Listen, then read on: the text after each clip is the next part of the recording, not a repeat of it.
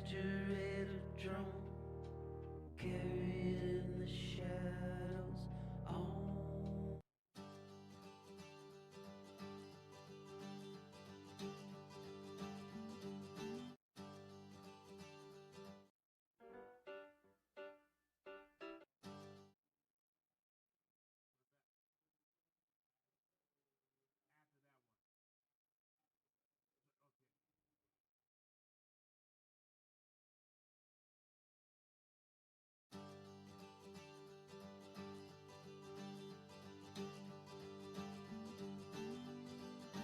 If you feel like singing a song and you want other people to sing along,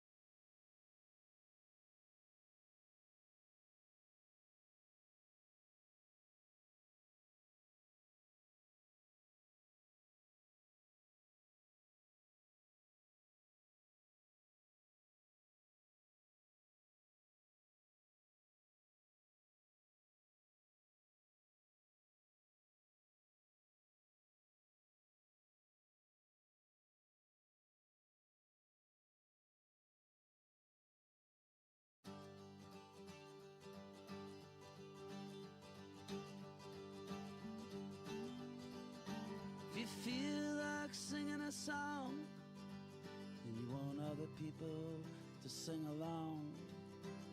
Just sing what you feel, don't let anyone say it's wrong. And if you're trying to paint a picture, but you're not sure which colors belong, just paint what you see, don't let anyone say it's wrong. And if you're strung out like a kite, or stung awake in the night, it's alright to be frightened when there's a light. What light? There's a light. What light? There's a light. White light inside of you. You think you might need somebody to pick you up when you drag. Don't lose sight of yourself. Don't let anyone change your bag. And if the whole world's singing your songs and all of your paintings have been hung, just remember what was yours is everyone's from now on. And that's not wrong or right, but you can struggle with it all you like. You're gonna get uptight when there's a light. What light? There's a light. What light? There's a light. White light. There's a light. White light. There's a light. One light. There's a light. White light. There's a light. One light.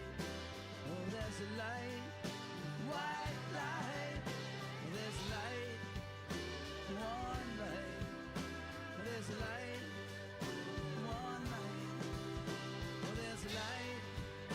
White light. Oh, there's a light. White light inside of you. There's a light. White light. There's a light. White light. There's a light. White light. There's a light. One light.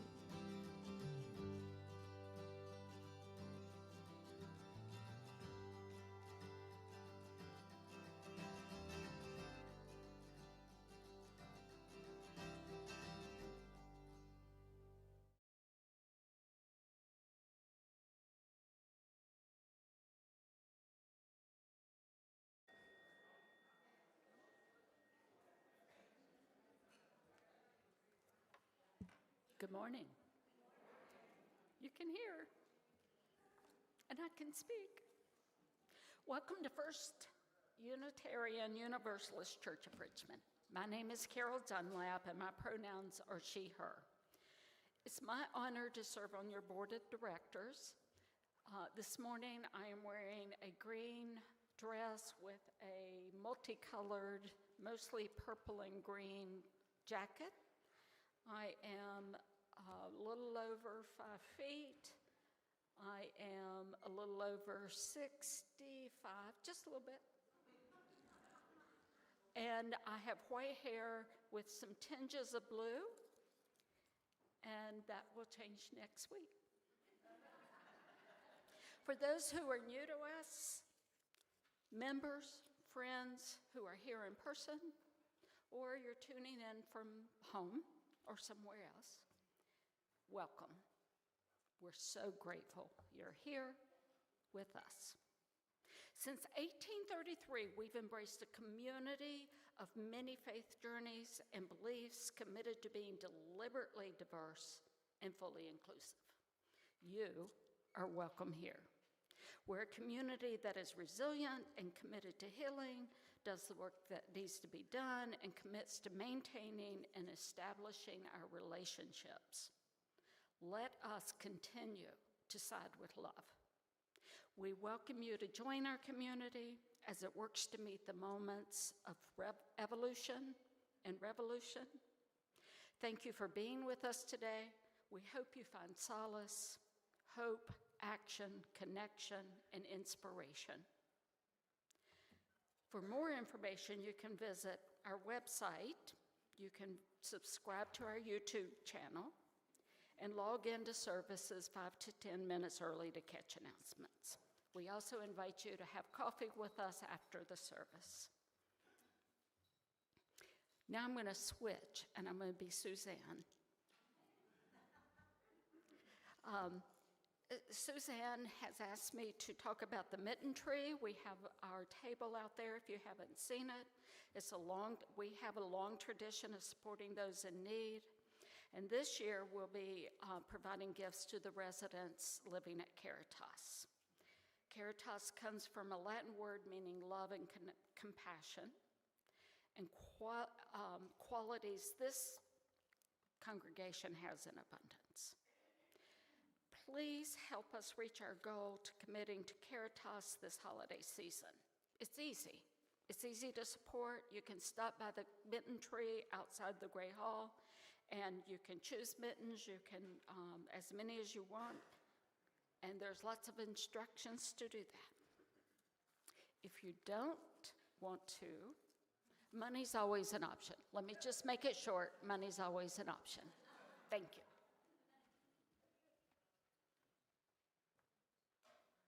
Good morning. Welcome to the First Unitarian Universalist Church of Richmond. I am Reverend Sherman Z. Logan, Jr.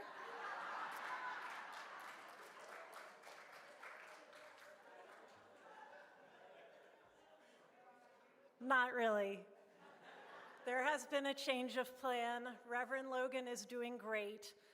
But I am Reverend Anna Tulou, and I serve as assistant minister here to Reverend Logan. I use both she and they pronouns.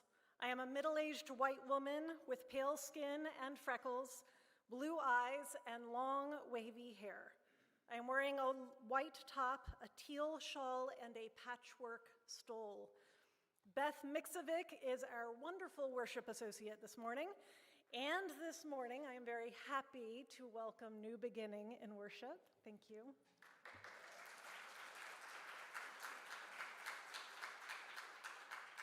Our song leaders today are Judith, Hayat, and Bari, and Eric, Jeremy, and Oscar are helping us in AV. Thank you all.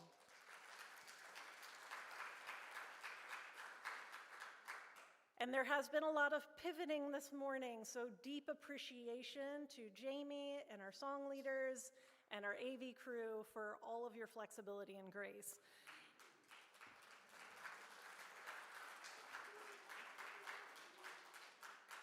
Now, if you have anything that you need or want to talk about with another person, Melissa Farrell is here from our lay pastoral care team and will be available after worship in the small conference room right out here across from the front desk. Also, a quick note for those of you who are looking forward to the Environmental Justice Workshop, Eco Camp, and Community Meal next Sunday. I am sad to say that due to some scheduling issues, that event has been canceled for the time being. So if you were planning on that, just know that that is not happening anymore. Now, it is our custom to welcome newcomers each Sunday by passing the mic. Jamie is our minister of the mic, and give you the opportunity to introduce yourself and tell us where you're from. If you're comfortable doing so, please rise if you're willing and introduce yourself.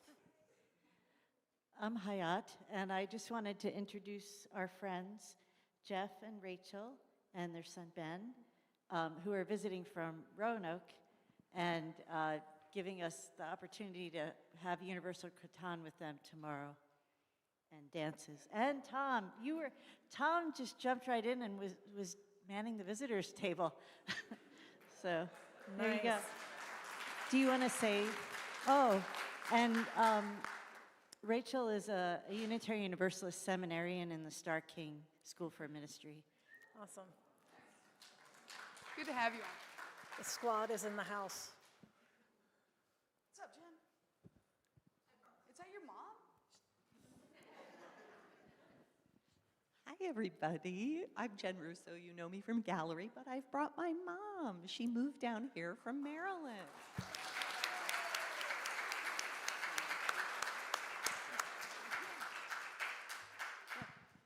Her name is Diane Dunlap.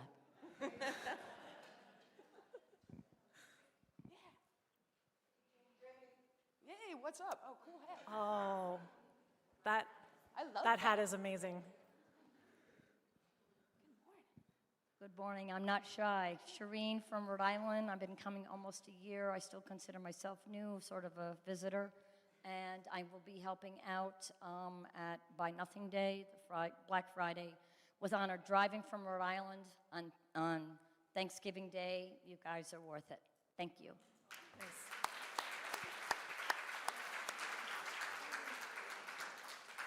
For those who cannot see, Shireen is wearing a pumpkin pie wedge hat. Hi, I'm Becca. This is my son, Otto. We are from Richmond here, and we wanted to just try out the church. Awesome.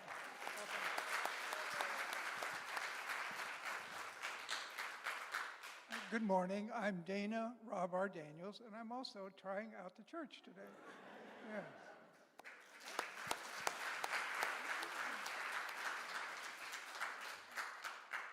Yay! Good morning. Hi, I'm Stephanie, and I'm from Richmond, and I'm also trying out the church, so.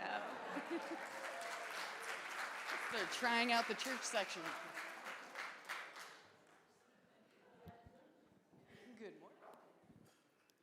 Hi, I'm Harry, and I was going to just keep my hand down, but with all those, I'm just trying out the churches, I'll just say the same thing.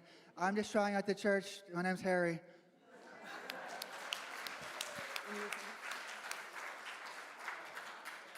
But wait, there's more. So my name's Trey Bateman, and this is my wife, Kelly, and my son, Keegan, and our other son, Kid, is downstairs. And we've been coming for a couple of weeks now, but everybody else is saying they're trying out the church, so here we are. We're trying out as well.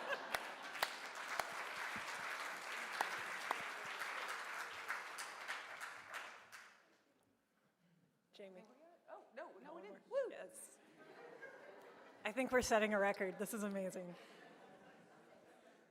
Hi, my name is Brianne. I'm here with my friend today. She's been here some. She just wanted to share the experience with me, so I'm also trying out the church.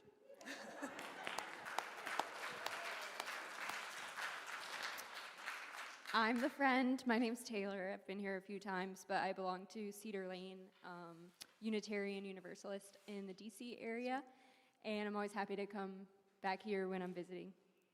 Nice.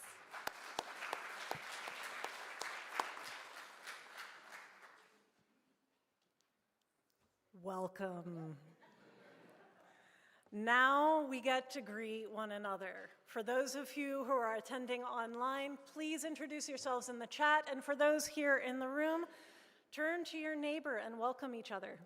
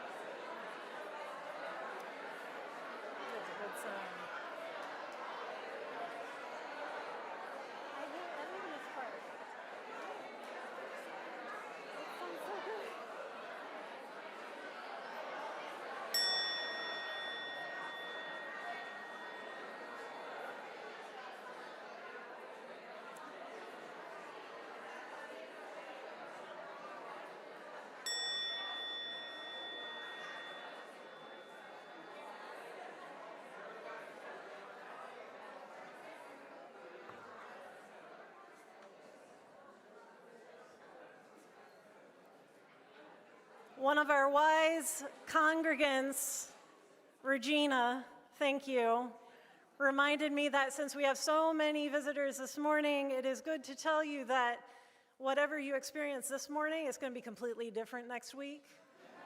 If you've been to one UU worship service, you've been to one UU worship service. Jamie.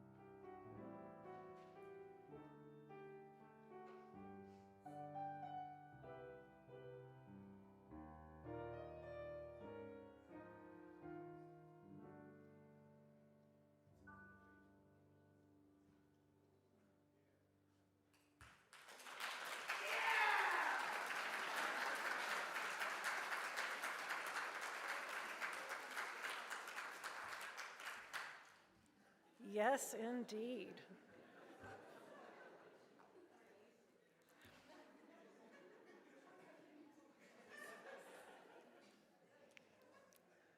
That's how I feel every time I see Jamie.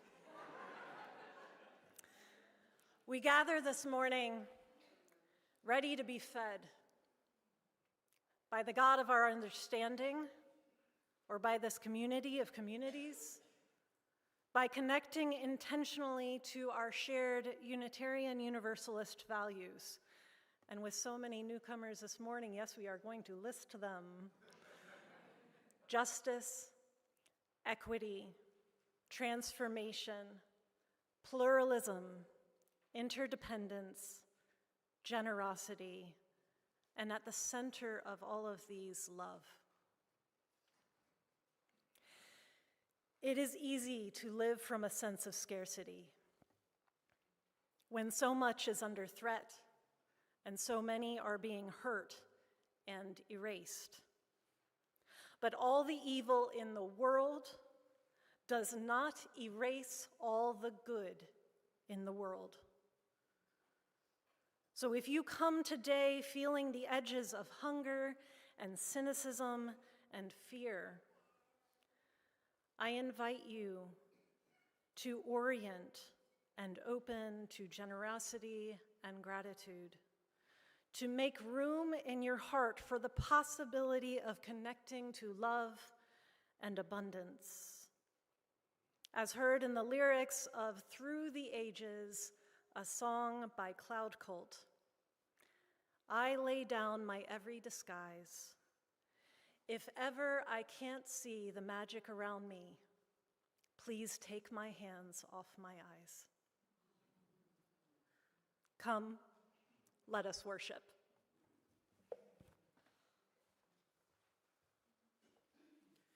Good morning, everybody. I am Beth Mixovic, and I am a gray-haired older lady with pale skin and hazel eyes, pulled back in a clip so I can actually see you. So today our chalice lighting is by Reverend Michelle Collins. We light this chalice for eyes that see miracles in mundane moments. May this flame remind us that gratitude grows not through waiting for extraordinary gifts, but through noticing the ordinary blessings surrounding us daily. Please rise in body or in spirit for our opening hymn, There Is More Love Somewhere.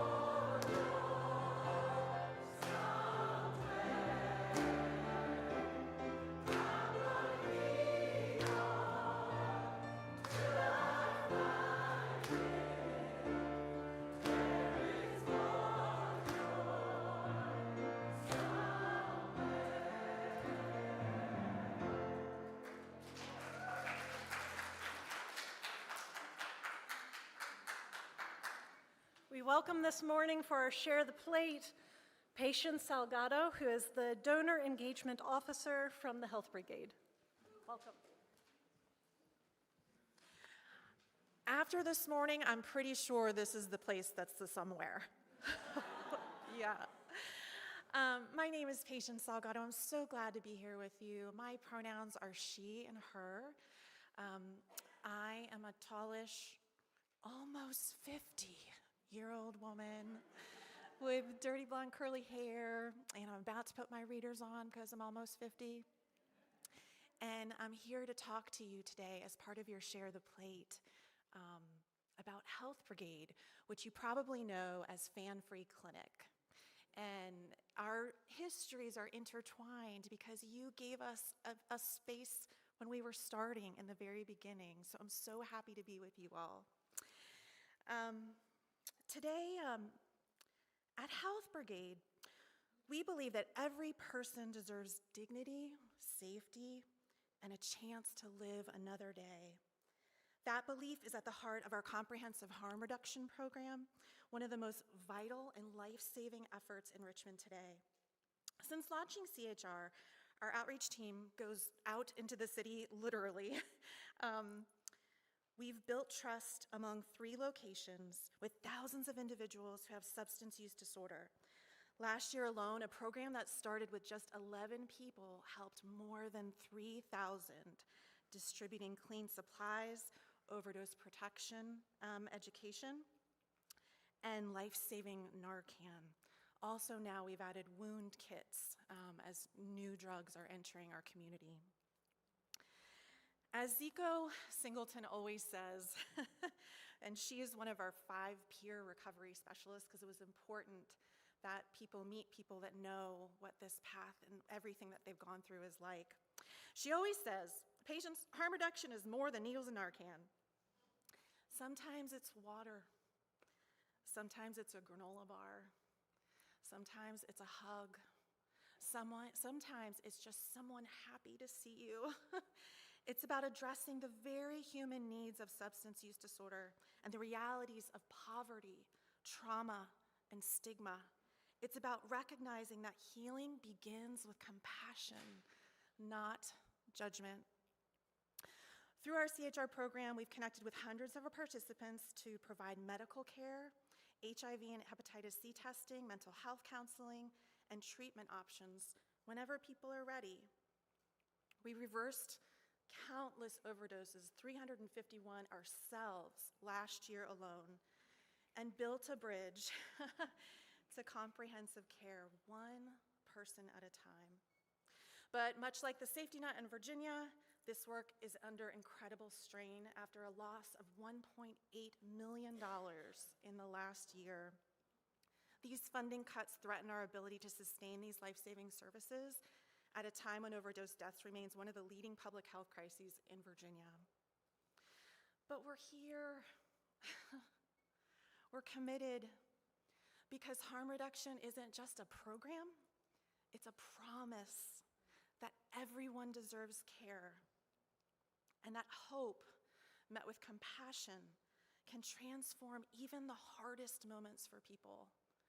And before I go, I want to tell you one thing that I hope you remember more than anything. Health Brigade and Fan Free has had this beautiful legacy and ability to meet people where they are, and then somehow shapeshift or evolve or offer the needs of that moment.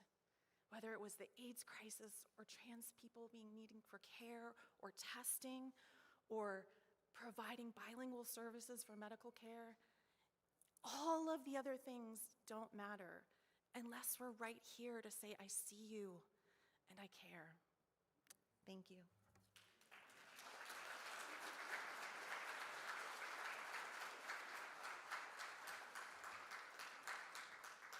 I'll draw your attention to the ways to give, which are on the monitors today, and our ushers will be around with the collection baskets.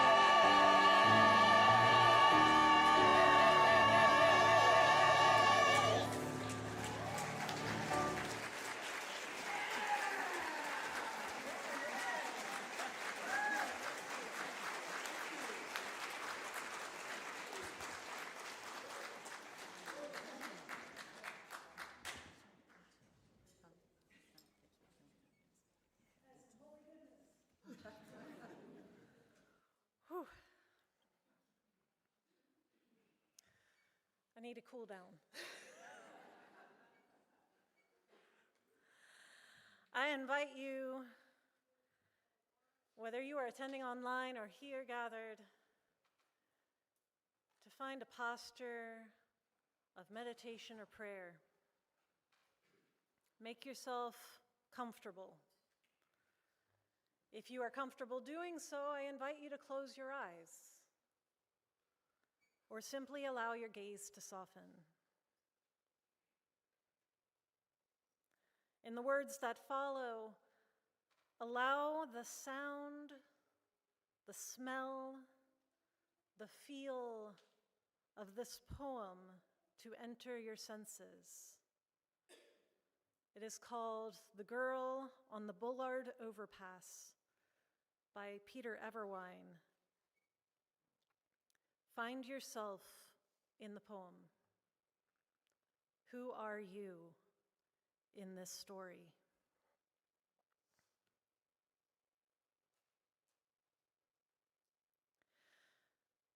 The girl on the Bullard Overpass looks happy to be there, getting soaked in a light rain, but waving her hands to the 4 o'clock freeway traffic in which I am anything but happy. You might think that she's too dumb to come in out of the rain, but rain or shine, it doesn't seem to matter. She's there most every afternoon, as if she does this for a living. Some living, I'd say. Doesn't she ever get bored or wish someone would stop and say, "Where to?" and her life would change? That's how I'd be. Hating the noise, the stink of exhaust, the press of people. I can't imagine what her life is. Mine is confused and often fretful. But there's something brave about standing alone in the rain, waving wild semaphores of gladness to impatient passersby, too tired or preoccupied to care. Seeing her at her familiar station, I suddenly grin like a fool, wave back, and forgive the driver to my right who is sullen and staring as I pass. I find her in my rearview mirror, then head home for a needed drink and supper. I don't know where she goes, but I hope it's to a place she loves. I hope the rain lets up. I hope she's there tomorrow.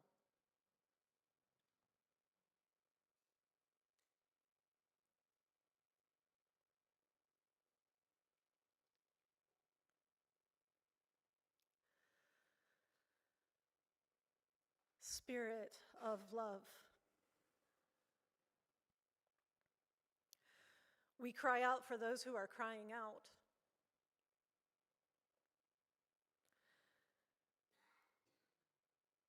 Help us to bring them in from the edges, to always make room at the center, to show up when needed, and when our voices cry out, let it not be with hate. Anger, yes. Anger comes from a love, a need to protect something that we care about that is threatened. And our faith calls us to care about every being. Let us cry out with love.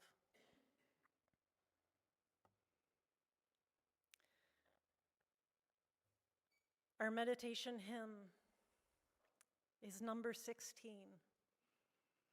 It comes from the Shaker tradition. 'Tis a gift to be simple.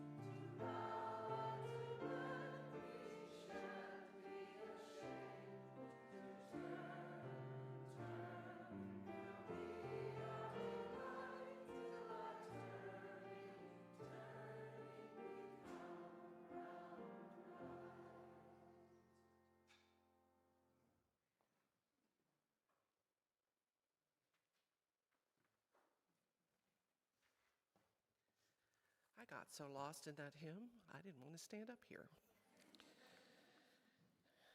This reading is from Polyanna by Eleanor Porter. Do you like being a minister? The Reverend Paul Ford looked up now very quickly. Do I like? Why, what an odd question. Why do you ask that, my dear?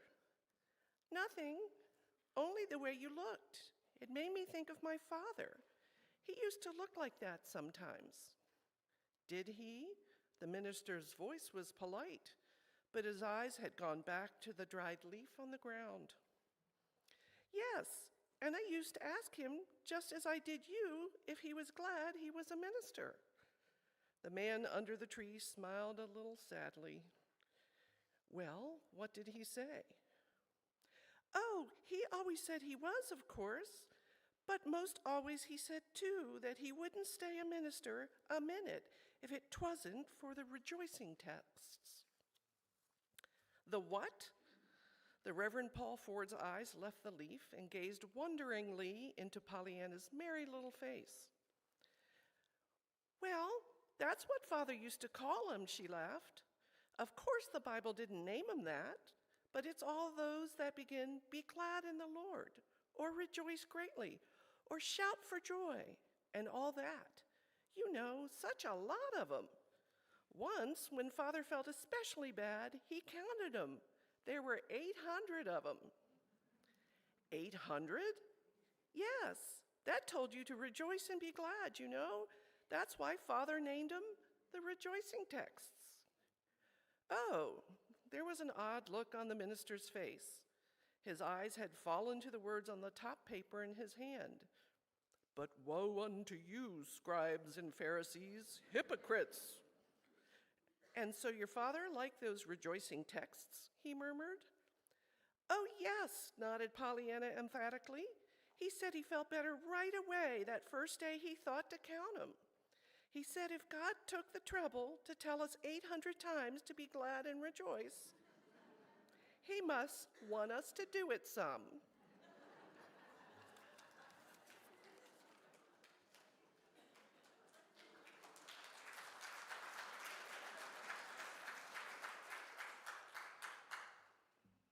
Some of you will be very annoyed by this sermon.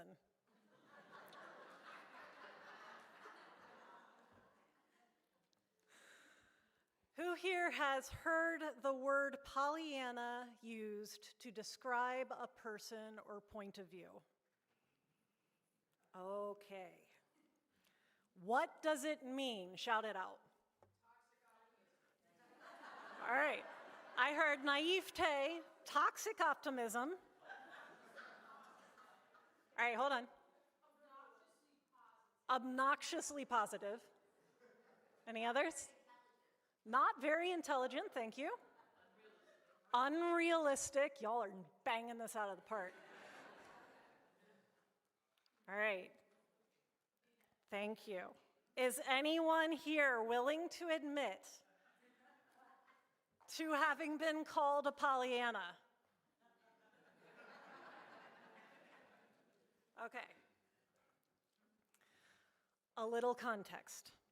For those of you who have never read it, Polyanna is a classic children's book published just prior to the First World War, written by Eleanor Porter, who, not surprisingly, was of the Congregationalist tradition, which has a shared heritage with Unitarian Universalism.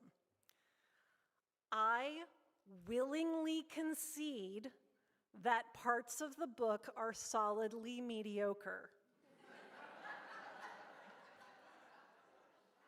Even at times corny. And for me, it is also comfort food, and I have enjoyed revisiting it time and again.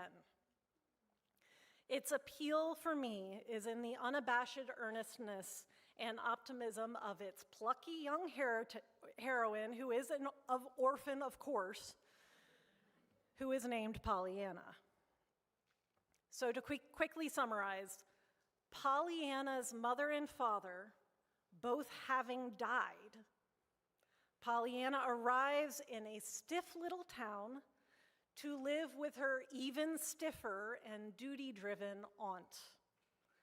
Though Pollyanna brings relentless energy, affection, and goodwill to all she meets, she is repeatedly met with rudeness, meanness, self-importance, and selfishness. Despite coldness and even the not-so-occasional insult, she persists, and her personality slowly wins over even the most stubborn Grinches. In large part, she does this by playing and teaching others to play something that she calls the glad game, wherein in any given situation, no matter how awful, one tries to find something to be glad about, something for which one can be grateful. Yes, it is sweet enough to give you cavities. It is sweet, but not stupid. Far from it. The term Pollyanna today, as you so eloquently put it, is widely used to describe a person who is obliviously optimistic, out of touch, utterly naive, and ignorant to the harsh reality of human existence. I hereby take issue with this usage, as these are not accurate descriptions of the Pollyanna of the novel. She is optimistic, yes, tooth-achingly sweet, absolutely.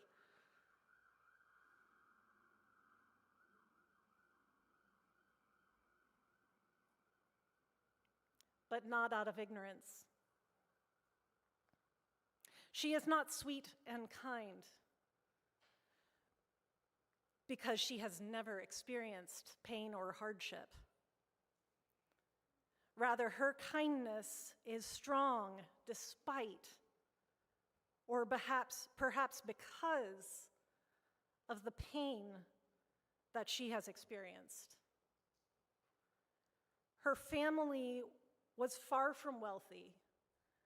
They clothed themselves and supplied their home out of donated goods from missionary barrels, and as missionaries themselves, lived a life of service and generosity, not indulgence.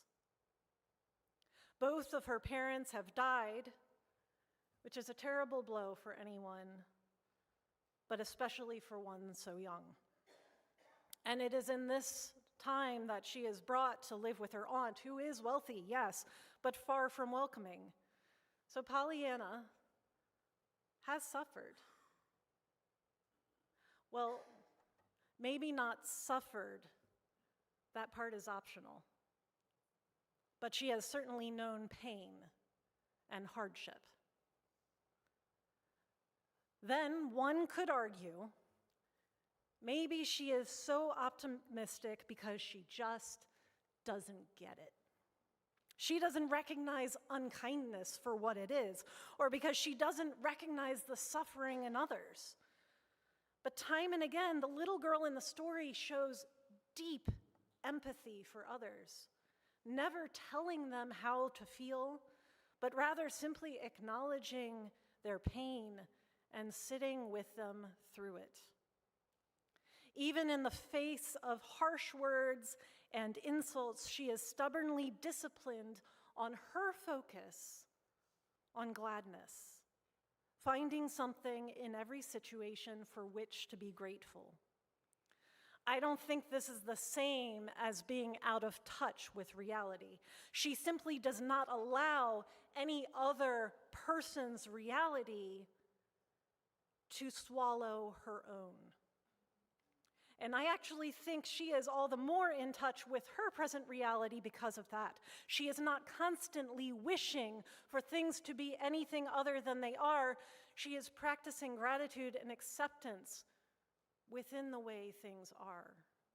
Not that everything is okay, but that there is something in every moment to find to be grateful for. She is being present. I know I'm getting a little excited about a fictional character.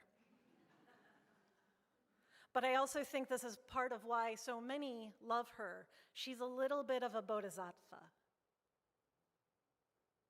And as eye-rollingly far-fetched as some may find Pollyanna's persistent optimism, I see vibrant examples of this kind of mindset all the time. One of my best friends shared with me that each year, instead of making a New Year's resolution, she adopts a different Buddhist practice. And a couple of years ago, she chose a practice that each day she simply looks around, focuses on something, anything, and challenges herself to find something in it that delights her. I am intrigued by the challenge of this. How many simple, mundane things, or even things normally viewed as negative, could we shift our perspective somehow to find in them something for which to be grateful or even joyous? That seems like a very Pollyanna sort of practice, if you will permit me to use the word more accurately. I used to teach behavioral interventions to behavioral health professionals. And at one point, a therapist attending this class gifted me with the term unconditional positive regard.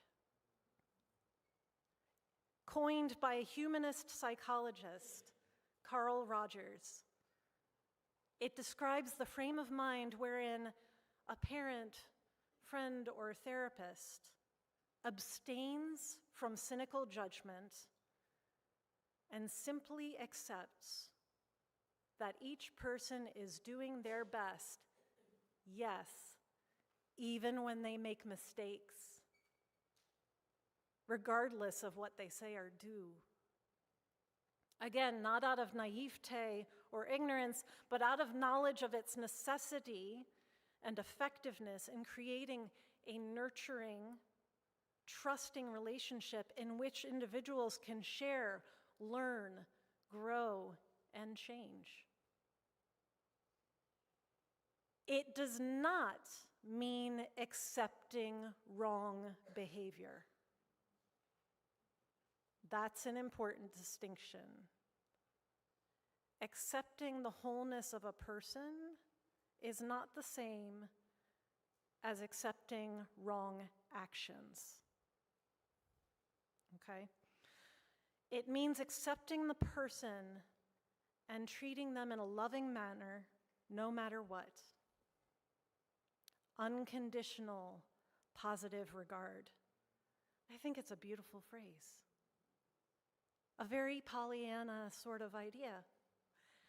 And I think it's worthy of note that this is very closely akin to equity as described in our UU values, that every person is inherently worthy and has the right to flourish with dignity, love, and compassion. Every person, no matter what. Thank you. In that same behavioral interventions class, I had an exercise I would ask the participants, remember these are behavioral and mental health professionals, to list some of the behaviors that they saw exhibited by their clients. As you might imagine, the list included things invariably, and I taught this class probably 100 times, included things like yelling, cursing, non-compliance, ignoring requests, self-harm, substance abuse, the list goes on. And every time after they were done listing out these behaviors, I would ask them, what do all of these behaviors that you just listed have in common? Inevitably, someone would observe that they were all negative. I would point out that I didn't ask for negative behaviors. I just asked for behaviors. But this is where most of our minds take us. This is the aha moment. When people think of behavior, most people, there are some exceptions, our brains have deeply worn paths that bring us immediately to focusing upon the negative. I hereby submit for your consideration that this predilection toward focusing on the negative is often due to the cumulative inheritance of Western patriarchal supremacist culture. And all too often is tangled up in our religious cultures as well. This hell-bent focus on what is wrong with people, other people usually, and what is wrong with the world. Condemnation, sin. We see this in the reading that Beth shared so beautifully, which describes a preacher who is frustrated with the intractable negative behaviors of his congregation. And so he is preparing quite the fire and brimstone sermon to put his flock in their place, in fear for their very souls.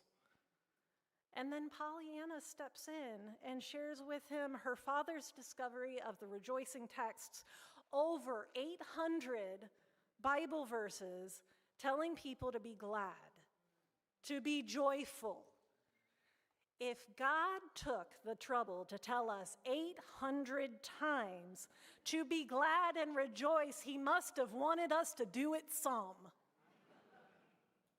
How revolutionary, and far from that condemnation culture. This is my favorite chapter of the book. It is much thumbed in my copy because we find in it a person, a minister, who wants so much to help others, but doesn't know how to get through to them. And by the end of the chapter, he is the one wrestling to throw off the yoke of that cultural inheritance. Does this sound familiar to anyone? He is inspired by the wisdom of a little girl whose gladness has not yet been dimmed by the allegedly superior knowledge and cynicism of her elders. My heart revels in that. And some will argue it's a work of fiction. Who would actually behave with that level of patience, gratitude, generosity, even in the face of unkindness, miserliness, hostility? Of course it's fiction. It could never be true, far from reality. Some would say the same of our Unitarian Universalist values. the inherent worth and dignity of every being? That's not reality. Justice, equity, and compassion in human relations, clearly a work of fiction. A responsible search for truth and meaning in the era of fake news and AI. Peace, liberty, and justice for all. Respect for the interdependent web of existence of which we are a part. How out of touch, how naively optimistic. But all of this is written into our values and our covenants to uphold them. Our values, like Polyanna's glad game, are only ideas in and of themselves, a pretty fairy tale. But to live them is hard. And that is the challenge of our covenant. It is hard to find gratitude when you have lost a beloved. It is hard to be generous when you are scrounging to make ends meet. It is hard to be kind in the face of anger and insult and attack. It is hard to find goodness and possibility and delight in a world that is so full of violence and hate and destruction. It is hard to live our values. But living in this way is what makes life worthwhile. Each time we reflect and align our actions, our choices, our behaviors with these ideas, they become real. They are more than just words. Amen? I want to say something about anger. Anger serves a purpose. Anger comes from, not always, but can come from a place of love. Our need to protect something that we care deeply about. It is cathartic. It gets us off our butts and ready to fight. We need anger, not hate. We need anger, but that kind of fuel burns out quickly, and we can easily burn out too as a result. Joy is what we need for the long haul. Joy is the fuel that sustains us. It is what makes the difference between fighting against something and fighting for something. Between tearing down and building up.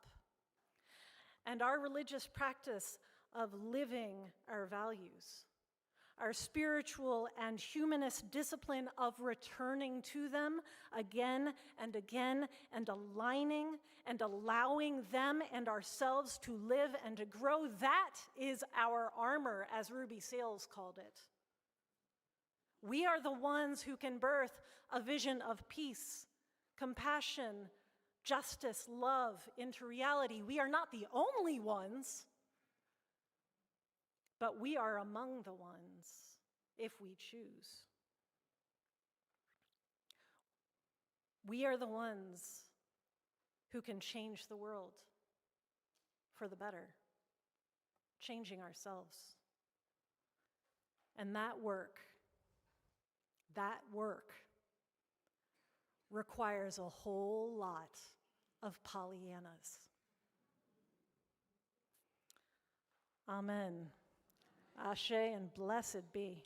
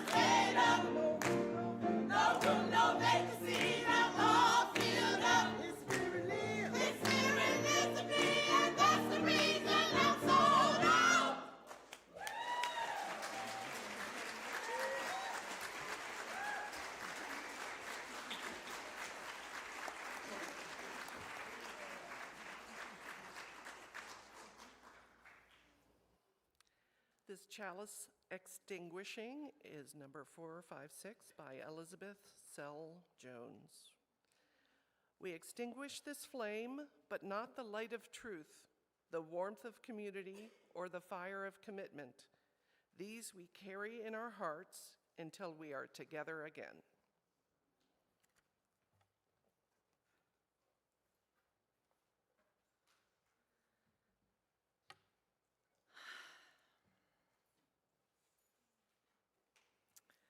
May we go forth this morning grounded in love, with feet and wheels ready to meet, with hands and eyes ready to greet, minds and hearts open to wonder, to stubbornly seek out the gifts of every moment, all we encounter.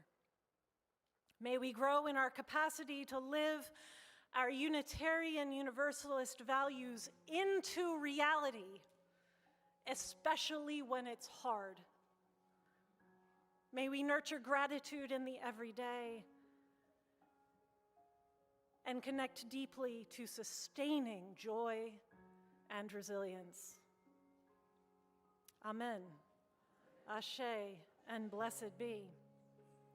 Now, one more assignment. Our closing hymn is I Need You to Survive. And it feels really good to sing this song to one another here gathered. And if that is what you need today, then do that with all of your heart and body. And in many faith traditions, ours included, there is a challenge and obligation to extend deep care and hospitality to the stranger and even the opponent. A truly transformative practice. What if you tried to sing to them? You decide. You can sing it from the place that you most need, whether those gathered here or those with whom you would want to invite that sense of interdependence and loving care.